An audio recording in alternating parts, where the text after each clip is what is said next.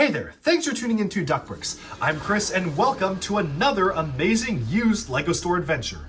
So at the time of this video recording, I literally just returned from a trip to Dubai and I found not one, but two used LEGO stores. So for this video, we'll be taking a look at the first of the two used LEGO stores. These are actually the same exact franchise. They're both stores called Bricobilandia, which obviously, being two different locations, had two completely different stocks. So we're gonna take a look at the first one here, and I'll list the address and basically where to find this in the description below. And we're gonna take a look at the second one and a future video coming out very soon as well. And so there's a lot to get into here, so let's just jump right in. Before we do so, I do want to kind of explain the concept behind a used LEGO store. Essentially, the way that used LEGO stores typically work, at least here in the US, as well as some parts of Europe, is that they have a buy, sell, and trade model, which means that anyone can obviously go in and buy the used LEGO, but if you have used LEGO or minifigures or whatnot that you just don't need anymore or don't really care about, you can bring it into the store and exchange it for either money or exchange it for store credit, which you can use to just get LEGO that you actually want. It's a really great model that is actually surprisingly really successful here in the US. There's lots and lots of locations, but the one in Dubai had a bit of a different model because you see, they actually go out and buy specific sets themselves, or maybe they have people come and sell them, but I think for the most part, they're just going out and buying them. They then have a massive play area where they charge kids admission to play with the LEGO sets, let them play with them for a few years, and once they become discontinued, wash them, sell them separately as used discontinued LEGO products. It's a really interesting LEGO model that I personally have not encountered really anything like it here in the US. A lot of used LEGO stores in the US have some sort of a play area or they host birthday parties, but it's not really the main focus of the store. The main focus is usually just on the store itself. Whereas here, the focus is on providing a place for kids to play. And I'll be showing a full tour of this particular location in a bit, but it's really interesting to me seeing how the model is completely different in Dubai, where they have the kids play area, and then after a few years when these sets actually discontinue and appreciate in value, then they go ahead and sell them used after washing them and making sure every single part is still there. It's a really interesting model that seems to be working out for them. Obviously, I was a major customer here, and of course, like any used LEGO store, at the end of this video, we'll be taking a look at my massive LEGO haul. And so without further ado, let's finally just jump right into the tour of the first Bricobilandia. Alright, so I've already shown some shots and clips inside the store, but here you can see the store layout was really split where most of the store was dedicated to just having this massive play area. And there was really only a side section where you could actually see some of the sets that they actually had on sale. Now, they had a lot of really rare stuff here, and honestly, I was really surprised to see a lot of these sets because, especially, a lot of the rarer ones I already did own, but they were priced really well, and I even caught myself to buy some duplicate sets of older stuff I already did own, just to use as gifts, surprises, or giveaways at some point in the future, just because of how well they were priced. This truly was a gold mine. You rarely ever see used and even new and sealed rare LEGO sets priced this way, and they were truly really fantastic. Looking around the store, we've got some little Monster Fighter sets, of course some classic Ninjago from 2011, we have all sorts of minifigures, and a lot of exclusive sets as well. The store selection here honestly was not even anywhere close to the second store, which I'll be covering in a future video, so stay tuned for that. This was really just the tip of the iceberg in terms of how much stores like these had to offer. I really do think this is a pretty interesting kind of setup for a used LEGO store, and I genuinely am a big fan of the way they have it set up with both a play area and a building area, and I kind of wish that more stores in the US did stuff like this. With that though, we should probably get going to the haul. So the first thing that immediately drew my eye when I first saw the store and the window displays they had were actually the minifigures. Now what was really awesome is that this store had minifigures selling for around $3 a piece. So that's cheaper than most collectible minifigures, and some of these are really rare figures. So even though I already own most of these figures, I did not own this one, but I do own all the other ones, I simply could not pass up the chance to buy some of these incredibly rare minifigures for only $3 a piece. So up first, we have the Ultron figure. This is the Mark I version of Ultron from the Avengers Age of Ultron sets. This is actually a really rare figure because he only appeared in the Avengers Tower Showdown set. We never ever got this figure again, so of course I had to pick him up for, again, only $3, which is really crazy. Next up, we have Ron Weasley in a red tartan sweater. This is also a really rare figure. I don't recall exactly what set he comes in. I believe it was either the Hogwarts Express or maybe even Diagon Alley, but this was from the 2011 version of Harry Potter, so again, really nice to get it. I remember it being rare and expensive, I just don't remember exactly why, so that's why I wanted to pick him up. Right here we have one of the characters from The Simpsons. This is actually one of the only figures I did not already own from this list. I believe he is from the Quickie Mart, and while I did pick up the Quickie Mart, it did not actually have this figure included. So happy to get this to actually finally complete the set. Next up, we have Sensei Yang from LEGO Ninjago. He only appeared in the Day of the Departed wave in 2 sets, the Airjitsu Battleground set as well as the Ultra Stealth Raider when he was fully kitted up with a lantern, but it's just really cool to get another version of this character. Speaking of Ninjago characters that only appeared in 1 set, we have Klaus here. Now I wanted to get him because I actually did want to display 2 different versions of Klaus on my minifig wall. You see, for a special magazine gift back around 2016 or 2017, we got the version of Klaus with a hood on. Well, unfortunately the hood is the wrong color, it should be dark red and not red. I can just go ahead and grab a dark red hood and then he will be ready to go because unfortunately I never was able to pick up that European and Asian exclusive magazine that featured Klaus in his hood. So technically to me it's a different variant of the character, so I just wanted another one to actually include on the wall. Next up here we have the Death Star droid. This is the protocol droid that only appeared in the Death Star set from 2008, so this is a really rare figure. I was very happy to just kind of randomly find it at the storefront of the window display there, so really cool to get this particular black protocol droid. Next up, we have actually a collectible minifigure. This is just a character that I really liked. It was the Rogue character from, I believe, the 2017 era of collectible minifigures. This just is a really well done figure to me in general. I love the way the hood is made. I think it really could have been used more in Ninjago outside of just the Time Twins, but you have a dual molded arm here, dual molded boots, just a well done figure in general, and I can imagine that this is almost a newer version of the Forest Men, so he'll look really good in any castle display, particularly the Forest Men inspired castle in the wood setup, which was actually released as part of the A-Full Designer program for Bricklink, so I'm happy to be able to get this in hand. And finally, we have just one more collectible minifigure. This is the Rocker figure, and yeah, I just really wanted him because I wanted the special side arm printing here. I just feel like that would be really useful, and for only $3, I figured, why not? So slightly more expensive is this fully sealed Kingdom set here, although of course this is in Dubai currency, so it wasn't really that expensive. This I personally just never picked up. It is fully sealed, so I'm honestly kind of contemplating just keeping it sealed. The minifigure is not particularly rare, and while I very rarely ever collect sealed LEGO sets, this is just a really interesting thing to me, seeing a box set of this size being so small, so I'm gonna hold on to this for a little bit more. I probably will open it at some point, but as of today, I'm just gonna keep it sealed because I just think it's kind of cool to find one of these sealed, and it's just a really kind of older LEGO set from 2011 in a very special size box of packaging. Comparing this box next to a figure, you can see just how small it is. The minifigure is almost 1-to-1 scale on the box, so that is pretty crazy to me. With that, let's now actually move on to the sets themselves and not just the figures though. So first up here we have a true classic LEGO set. This is the LEGO Paradisa Poolside Paradise set. It was released around 1991, which was kind of a somewhat girl-oriented sub-theme of LEGO Town that really just featured minifigures lounging around and having a lot of fun. So this is one of the great LEGO classic sets featuring a custom baseplate made exclusively for the set. We did get this baseplate in some other LEGO builds used in completely different applications, but this particular printing of the green with the rocky road print, that was special for particularly this Paradisa set. And boy, is it done really well. So despite this being a vintage set, there's a lot going on here. So first of all, you have the pool area right here, which, as you can see, features a minifigure kind of lounging down by the pool, which just looks so comfy. And man, I really wish I was here at this particular resort right now. And you have a nice little beachside umbrella with a palm tree. And one thing I really like is that these stairs are molded into the set. So you've got some stair steps going up here, so minifigures can very realistically get up to the pool area. You also have more stairs leading upwards to the main staircase up to the restaurant here. And back behind the car element right here, you can see that there are yet more stairs stairs curving upwards to the door for access to the restaurant. So that is really nice.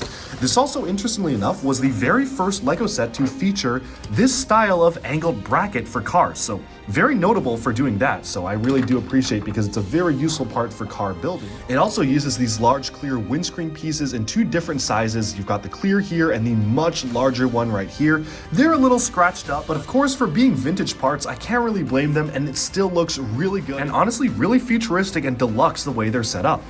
Rotating around, we have a bit of a kitchen on the back here, so you can see the kitchen area on the back for cooking the actual food here. And then of course you have a waiter serving a couple presumably on a date up here, which is just the most adorable thing. I love how they have flowers on the table, a larger flower vase on the side here, and this just looks like a really cozy place to have a nice meal at and for minifigures to enjoy.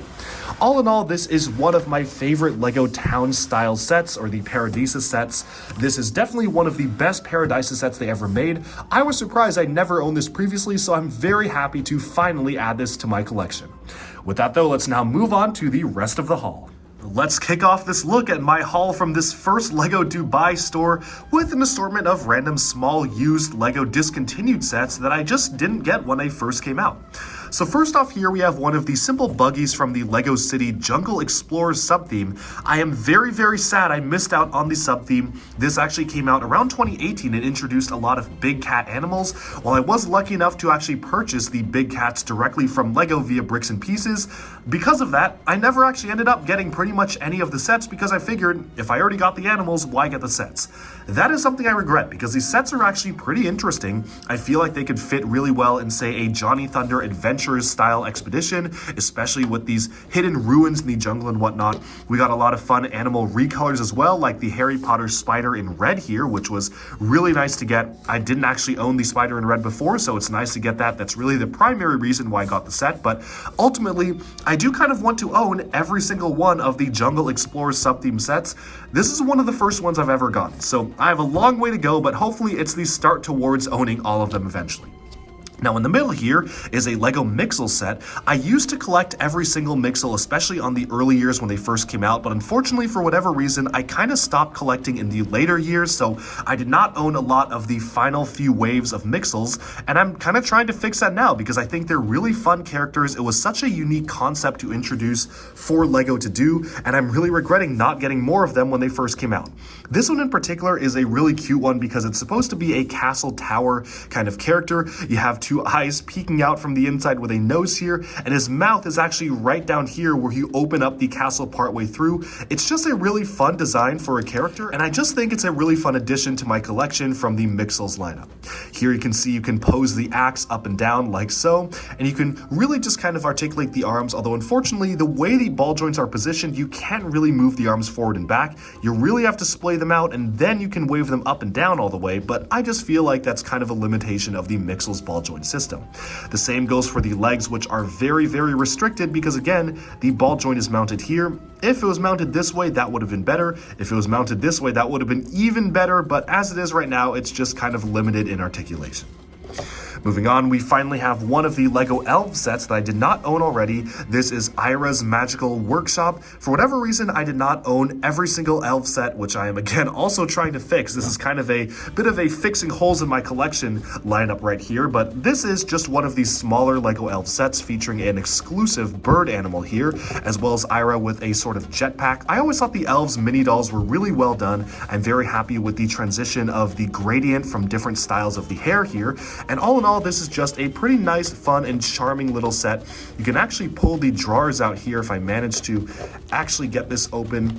As you can see here, the jar just comes right out to reveal some potions, so it's just a fun set to have in general. Nothing too fancy, but again, I am trying to own every elf set, and this is one of the probably 2 or 3 small sets that I just didn't own originally. With that though, let's now move on to some slightly larger LEGO builds.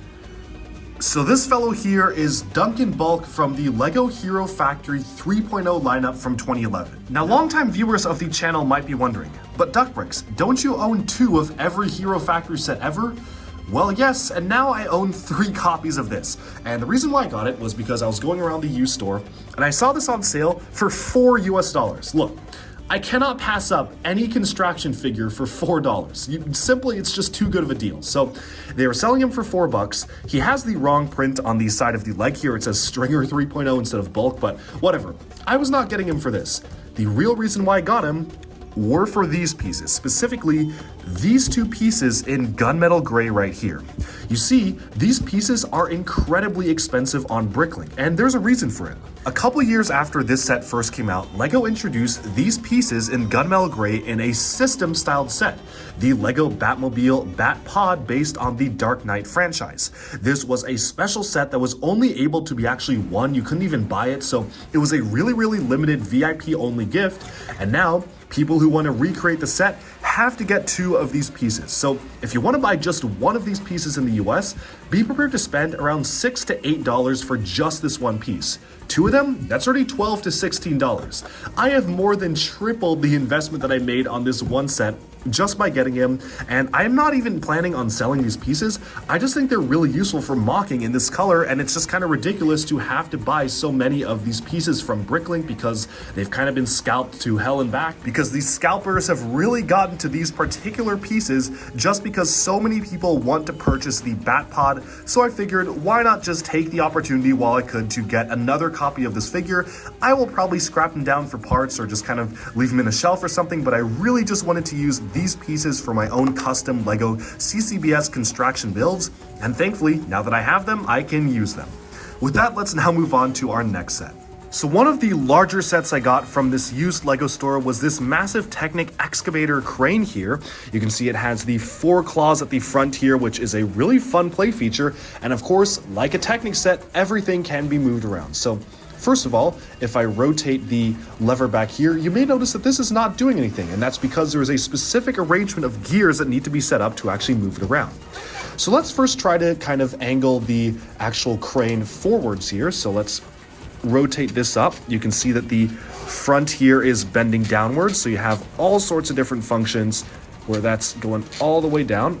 Let's now try to bend our next thing here, so let's kind of move the entire thing upwards a little bit. So there we have it. Our crane is moving up like so, so it is fully articulated with these large piston elements. And then now let's actually try to open and close the claws. So right here you can see the claws opening.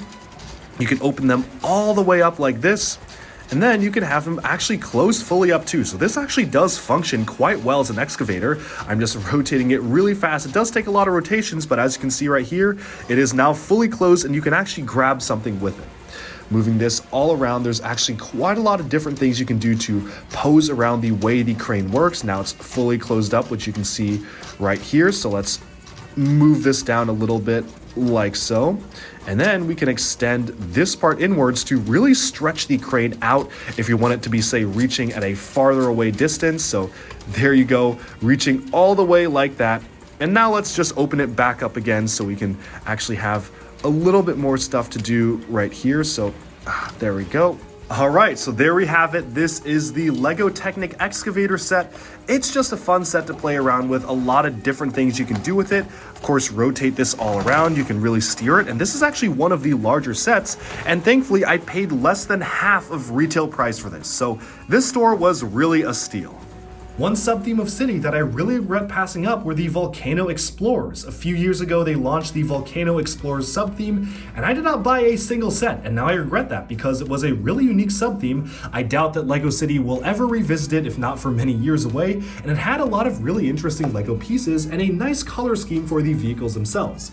This rock right here is meant to split apart, so that is a really cool feature. It has studs in the middle, and I actually was not familiar with this piece until getting this set. I just never encountered this particular half-splitting rock piece ever before.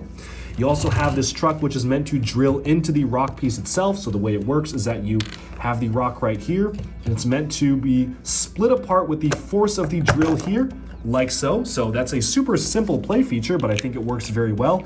And that was really the main intent behind these rock elements, was to be split apart.